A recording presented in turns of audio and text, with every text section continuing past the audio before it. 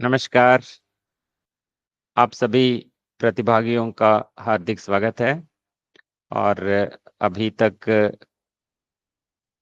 Doctor Rajnarayan Awasthi ji ने तकनीकी लेखन कौशलों पे महत्वपूर्ण व्याख्यान दिया है, तो इसके लिए उनका हार्दिक अभिनंदन।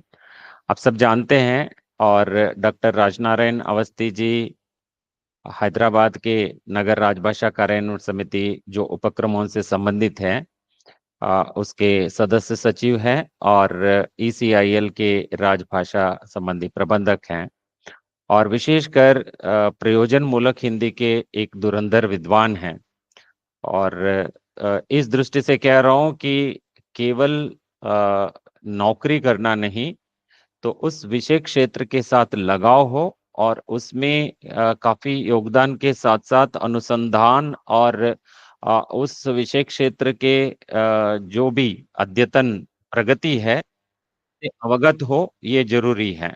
तो इसी दृष्टि से डॉक्टर राजनारायण अवस्थी जी ने अभी तक जो तकनीकी कौशलों पर, तकनीकी लेखन के कौशलों पर आपको मार्गदर्शन दिया है, तो वह अत्यंत महत्वपूर्ण व्याख्यान है और विशेषकर उन्होंने आज कार्यशाला के अंतर्गत आपको तकनीकी लेखन कौशल से संबंधित व्यावसायिक कौशल कैसे होने चाहिए और विशेषकर लेखन में आपका आत्मविश्वास बढ़ाने और स्पष्टता, शुद्धता के साथ भाषा सहज और संप्रेषणीय हो, तो ये सारे बिंदुओं पर उन्होंने काफ़ी महत्वपूर्ण व्याख्यान दिया है। विशेषकर आज तकनीकी लेखन का जो महत्व है सभी क्षेत्रों में है। लगभग ज़्यादा आप लोग इसको अंग्रेजी में सुनते रहते हैं टेक्निकल राइटिंग बोल के, लेकिन हिंदी में चूँकि हिंदी भारत संघ की राजभाषा है, निश्चित रूप से अंग्रेजी में जो भी दस्तावेज तैयार हो रहे हैं, उन दस्तावेजों का हिंदीकरण किया जाता है। तो अभी समय ऐसा आ चुका है कि हम अंग्रेजी में जो कुछ लेखन हो रहा है उसका केवल अनुवाद करके ना रह जाए और हिंदी में मौलिक लेखन लिखें। तो यहाँ विशेषकर भाषा प्रौद्योगिकी पाठ्यक्रम से जुड़े हुए तमाम जिज्ञासु जो भी है, उनको पता है कि भाषा प्रौद्योगिकी के संबंधित पाठ्यक्रम स्वयं पोर्टल में हिंदी माध्यम से हैं और हिंदी माध्यम में तकनीकी विषयों पर लेखन कितना कठिन कार्य है, ये आप समझेंगे। तो वैसे मौलिक रूप से हम लोग जब हिंदी में लिखते हैं, सबसे बड़ी समस्या हमें पारिभाषिक शब्दों की आ जाती है, विशेषकर तकनीकी लेखन में। तो दूसरी चीज़ जब हम ज़्यादा पारिभाषिक शब्दों का प्रयोग करेंगे, विषय जटिल लगने लगता है। तो आप हिंदी दिवस संबंधी बड़े-बड़े राजनेताओं का जो भी संदेश देखते हैं, तो उसमें एक सामान्य शब्द आपको मिल जाता है, भाषा सरल होनी चाहिए। इसका आशय क्या है? मतलब जो पाठक वर्ग है, जो इस तकनीकी लेखन आप करने के बाद उसको पढ़ते हैं, उनको ध्यान में रखते हुए हमें लेखन करना चाहिए। मान लीजिए उस व्यवसाय से जुड़े हुए विशेषज्ञ ही उस लेखन को पढ़ने जा रहे हैं, तो फिर उसका स्तर उसके अनुरूप हो। फिर यदि सामान्य जन के लिए भी आप तकनीकी लेखन उस विषय क्षेत्र से संबंधित परिचय कराने की दृष्टि से कर रहे हो, तो वो भी होना चाहिए। मतलब सरल भी होना चाहिए, उनके स्तर के अनुसार होना चाहिए। विशेषकर उद्योग से लेकर सरकारी कार्यालय में, शैक्षिक और अनुसंधान क्षेत्रों में लगभग विज्ञान प्रौद्योगिकी से संबंधित सभी क्षेत्रों में इसका तकनीकी लेखन की बड़ी माँग है और उनकी कई सारे मतलब अनुसंधान से संबंधित रिपोर्ट, कई परियोजनाओं की रिपोर्ट और कई उपलब्धियों से संबंधित जो भी रिपोर्ट प्रकाशित किए जाते हैं, तो प्रकाशन के पीछे उसका लेखन, संपादन और कई सारी कार्य होते हैं। तो उस दृष्टि से तकनीकी लेखन का कहाँ-कहाँ कैसे महत्व है, उसकी क्या आवश्यकता है, उसके कितने प्रकार हैं और उसकी मुख्य विशेषताएँ, इन सब पर काफ़ी विस्तार से राजनारायण अवस्थी जी ने प्रकाश डाला है। विशेषकर उसकी विशेषताओं में स्पष्टता, संक्षिप्तता, शुद्धता और सरलता, जैसे अभी शुरुआत में ही हमने बात की है, एक तो सरल शैली और दूसरी तकनीकी शैली। वैसे विषय तो तकनीकी ही है, लेकिन जब सामान्य पाठक वर्ग को ध्यान में रखते हुए जब लिखा जाता है तो उसको थोड़ा और सरल बनाना चाहिए। और यदि उसी व्यवसाय से संबंधित लोगों के लिए है, विशेषज्ञों के लिए है, तो फिर उसमें थोड़ा सा उसका स्तर अलग होता है। और जो भी हमारी अभिव्यक्ति होती है उसमें वस्तुनिष्ठता होनी चाहिए, क्योंकि ये अत्यंत महत्वपूर्ण बिंदु है। साहित्यिक विद्यार्थियों को जो भी ऐसे लेखन का कार्य दिया जाता है, आमतौर पर वे लोग थोड़ा वर्णनात्मक कर देते हैं। वर्णनात्मक करते समय जो है वो विषयनिष्ठ ना होकर वस्तुनिष्ठ होना चाहिए। और संरचना जो भी है, आप जिस लेखन का मतलब जो भी लेख के रूप में हो या कोई एक प्रबंध के रूप में हो, एक रिपोर्ट के रूप में जो लिखते हैं, उसकी लेखन की संरचना व्यवस्थित होनी चाहिए। और उसमें आप शब्दों और वाक्यों की जो अभिव्यक्ति करते हैं तो उस संरचना को भी ध्यान में रखना है। मतलब इस प्रकार तमाम ध्यान में रखने वाली बातों को लेकर, और पाठक इम्पोर्टेंट, तो जैसे अभी तक हमने बात की थी, पाठकों को ध्यान में रखते हुए, उनके स्तर को ध्यान में रखते हुए दस्तावेज बनाने चाहिए, मतलब लेखन किया जाना चाहिए।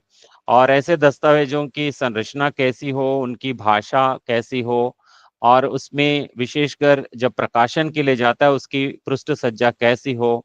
तो ये तमाम बातें, वो प्रकाशन के लिए हो या किसी विशेषज्ञ के समक्ष आप जस्ट एक प्रति लेकर प्रस्तुत भी कर रहे हो, लेकिन उसमें तो आपको जब उसको व्यवस्थित ढंग से कंप्यूटर में सजाते हैं तो वो पृष्ठ सज्जा भी अत्यंत महत्वपूर्ण है। और जो दोष होते हैं आमतौर पर भाषा संबंधी, संरचना संबंधी और शब्दावली संबंधी, वाक्यों की गठन संबंधी कई सारे दोष संभव है। तो ऐसे दोषों को कैसे हम दूर करें, ऐसे दोषों को कैसे पहचानें, कैसे दूर करें, ये भी बातें हैं। मतलब यहाँ पे न केवल आप यहाँ पे तकनीकी लेखन के कौशल हासिल कर रहे हैं, कल तकनीकी लेख कोई आपके सामने आए तो उनमें कैसे सुधारें, उनका संपादन कैसे करें, यहाँ तक का ज्ञान आपको अभी राजनारायण अवस्थी जी ने अपने व्याख्यान के दौरान दिया है। तो मतलब जो सामान्य गलतियां, उनके सुधार से संबंधित। और अत्यंत महत्वपूर्ण क्या है, आज हम लोग हर किसी काम को, लेखन का मतलब क्या होता था, पहले लेखन और टंकन हो जाता था ज्यादा से ज्यादा, या मुद्रण हो जाता था। तो आज क्या है, हम सीधा ही कंप्यूटर में लिखने लगते हैं और कंप्यूटर में उसको सजाते हैं।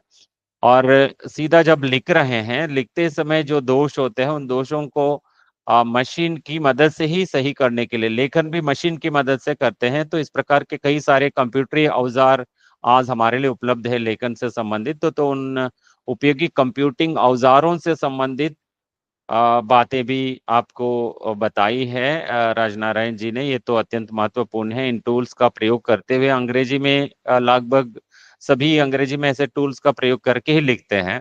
तो हिंदी में ये टूल्स कुछ हद तक विकसित है, और कुछ हद तक विशेषकर संदर्भीकरण वगैरह के लिए तो आज कई टूल्स कारगर हैं।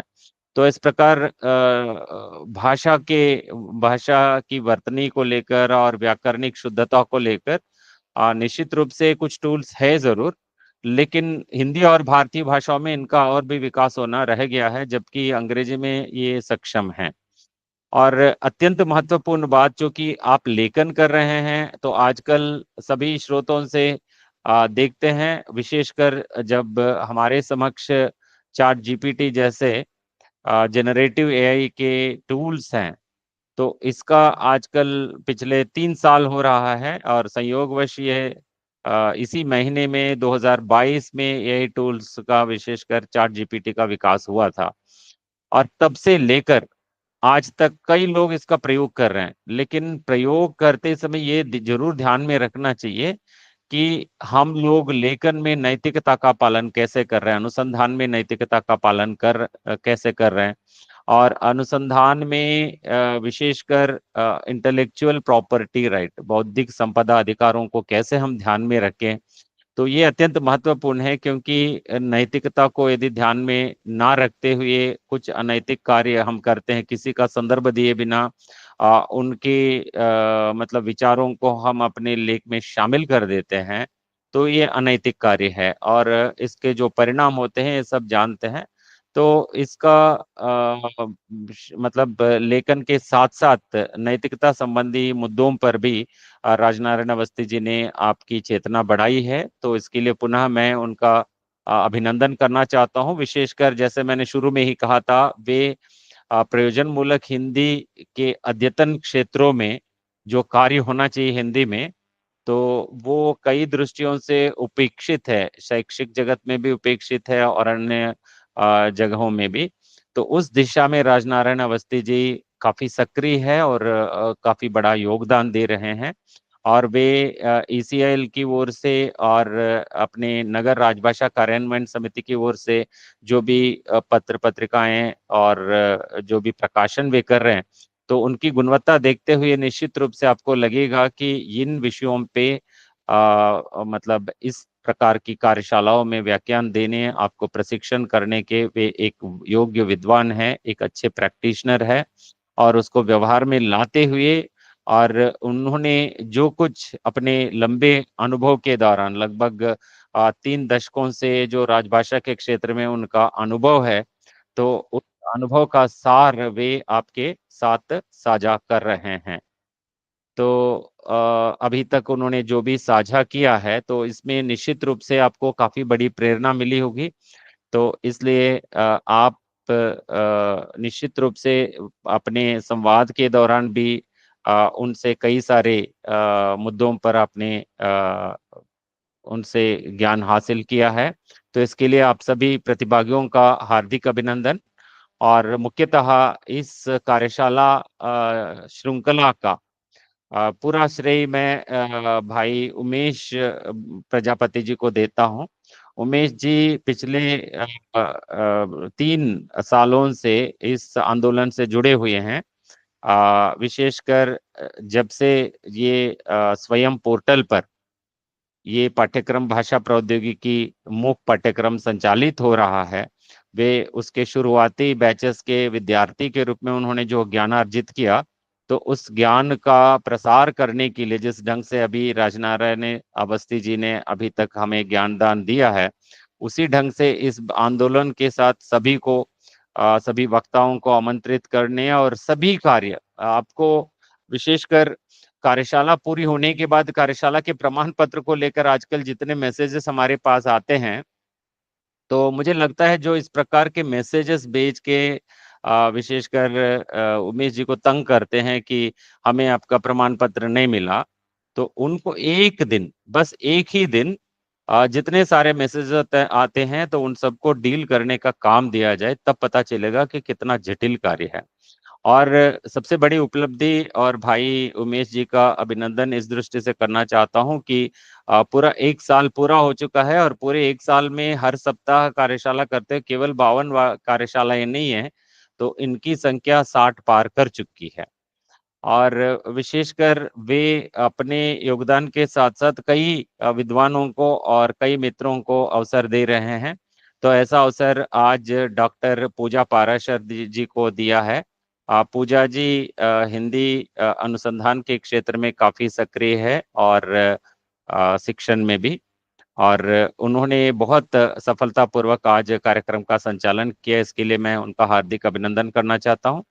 और तमाम प्रतिभागी जो जिज्ञासु हैं, तो उनकी वजह से ही ऐसी कार्यशालाएँ सफल होती है और उन सबको हम 2 दृष्टियों से हम लगातार ये कार्यशालाएँ कर रहे हैं। एक कि जो भाषा प्रौद्योगिकी स्वयं मूक पाठ्यक्रम है, तो इस पाठ्यक्रम से संबंधित चेतना के साथ-साथ इस पाठ्यक्रम में जो कुछ ज्ञान अर्जित किया है, तो उसके अद्यतन आयामों पे उनको लगातार प्रशिक्षण मिले, इसी दृष्टि से ये कार्यशाला श्रृंखला आयोजित हो रही है। दोस्तों, आप सब जानते हैं कि 2026 जनवरी सत्र के लिए स्वयं पोर्टल पर पंजीकरण शुरू हो चुका है और ये भाषा प्रौद्योगिकी का परिचय and introduction to language technology Hindi माध्यम कोर्स के लिए आप पंजीकरण अभी कर सकते हैं और इस पंजीकरण से संबंधित मार्गदर्शन भाई उमेश प्रजापति और अन्य मित्र सभी आपको अभी देंगे और शुरू में भी उन्होंने दिया है।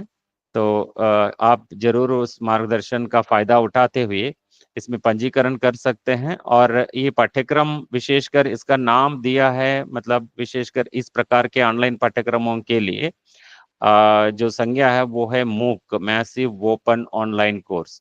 तो इसमें बड़ी संख्या में विद्यार्थी होते हैं, और ओपन मतलब सबके लिए मुक्त है और मुफ्त भी है, और ऑनलाइन है। ऑनलाइन होने की वजह से फायदा क्या है, एक्चुअली पूछते रहते हैं कि ये मतलब कोर्स कब शुरू होगा, कितने बजे क्लासेस होंगे। कितने बजे की बात नहीं है, जब आपको फुर्सत है, क्योंकि इसमें कुल मिलाकर 48 मॉड्यूल है। एक अतिरिक्त मॉड्यूल हमने रोजगार और कौशलों को लेकर भी एक मॉड्यूल जोड़ा है।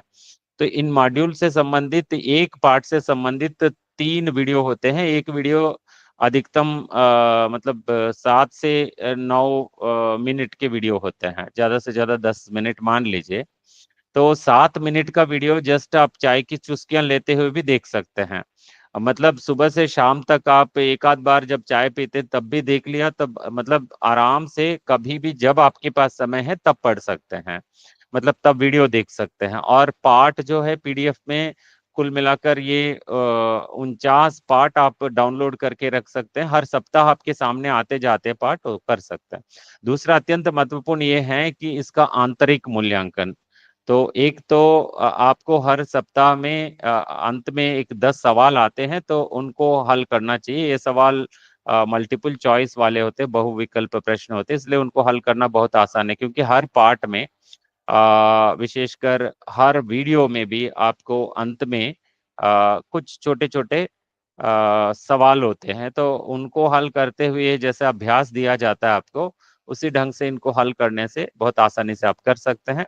और अंततः अत्यंत महत्वपूर्ण ये भी है कि इस पाठ्यक्रम का प्रमाणन जो होता है वो एनटीए की परीक्षा में शामिल होकर उत्तीर्ण होने के बाद प्रमाण पत्र आपको जारी किया जाता है। तो इस प्रक्रिया से आपको उमेश जी अवगत कराएंगे, और साथ ही साथ वे आपको पंजीकरण से संबंधित मार्गदर्शन भी देंगे।